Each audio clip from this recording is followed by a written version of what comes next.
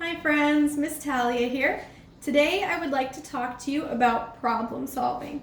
That can be really difficult sometimes to find actions or words that are safe, that will help you solve a problem you might have. When we're faced with problems, big or small, it's hard to come up with ideas when you're feeling frustrated or sad or mad, and it's easier to do something quick that might not be safe because it's your instinct. It's the first thing you feel. But I am here to talk to you about some different ideas, and we could talk about some calm down techniques first, because when your body's calm, it's easier to think of good ideas that are safe and will help you and usually work. So let's start with calm down activities. If you're feeling really frustrated because someone was making you feel sad or doing something you didn't like, maybe they took your toy, one thing you can do is step back and calm your body by counting to 10. You can put your hands on your belly and you can go 1, 2, 3, 4, 5, 6, 7, 8, 9, 10. Very good. You can also take deep breaths. So you can pretend to have your breathing ball like I've showed you. You can pretend to have a flower you're smelling and candle you blow out, or you can just put your hand on your belly again and breathe in through your nose, out through your mouth. Maybe do it slowly 4 or 5 times. And then if you really can't think of anything to do, you can always ask a parent or a sibling or another family member who might be able to help. Or if you're at school, you can ask a teacher. Let's start. The first problem I would like to start with, that's very common with my friends, kids and adults alike, but definitely in the class, would be sharing toys. So sometimes a friend wants to use a toy that you have, and it's easier for them maybe to just take the toy away from you because they really want it right now and they didn't think about asking for it. So if someone takes something from you, or somebody has something that you want, let's talk about some different actions you can do. This is going to be our action column, and words you can use to talk to your friend. So our first solution, which you can use for either one, if someone has something you want, you can ask them if you can have a turn, or you can ask them for it back. That would be words, problem-solving words. Another option would be, if you both want the same toy, is to share it with your friends. So that's an action to share. Oh, actually, you can ask to share. So that could be an action or words. We'll put it in words for now. Another one that you can do is you can decide, hey, let's play together, because it might be more fun if the two of us do it. Or if we have more than one of the same toy we want, we can each have one and play together. That's a good action.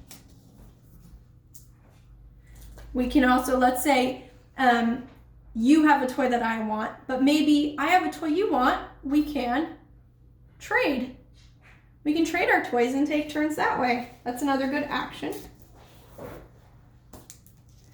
Also, simply taking turns with our toys. So you could say, I think I'll use it for 5 minutes, and then you can use it for 5 minutes. That's another good action. And you can always wait your turn. So if someone's using something I want and they don't want to share right now, which is okay for them to not, then I can either say, can I use it in 5 minutes? Or I can say, okay, I'll wait, and when you're done, then I'll use it. That's a good action, or it could be word as well. Another problem that we commonly have is if somebody does something or says something to you that you don't like, or it makes you feel bad.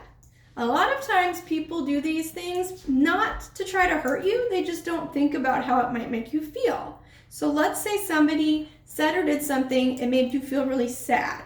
One thing that you can do with your words is, if they're still doing it, you say, please stop. Say stop. Stop saying that. Stop doing that. Please stop. Those are really good words to use. Another way we can use our words is after you tell them you stop, you can say how you feel. You can say, that made me feel really sad when you did that, or that really hurt me when you did that. I don't like that. That's a good way of using our words. Another way of using our words is if that person isn't listening to you, you can just play with someone new. You go up to another friend and ask them with your words, can I play with you? That's an excellent way of using words. That's also kind of an action. And then another thing we can do is if the friend isn't listening or they keep doing something that you don't like or it's hurting you, you can always get help. You can ask a friend to help, ask a parent, a teacher, someone you trust, and just say, I don't know what to do right now. I'm having a problem. Can you please help me? And that person will definitely come help. That's a good way of using our words.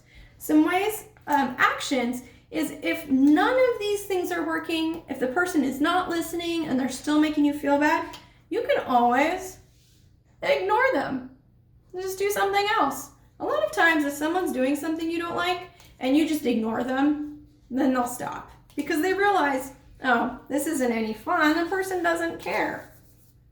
And they can't hurt your feelings if you don't let them. So you just ignore them and do something else. And then finally, leave and walk away. You do not have to stay and be a part of something that's making you feel bad. So if someone's doing something and not listening to you and making you feel worse, you just get up, walk away. You do not have to stay. You do not have to keep trying these things. If these things don't work, walk away. It's an excellent solution. So I hope that these problem-solving skills helped, and I hope that you can practice them at home. Practice them when you're not having a problem. You can act one out, pretend that you want to share a toy, pretend that you need something, and then you can practice with mom and dad or brother and sister, grandma and grandpa, whoever's there. And just that way you'll have some good ideas for next time. You can even make your own problem-solving board and put your own pictures on it with ideas. I hope this was helpful. Thank you, friends, and I'll talk to you next time.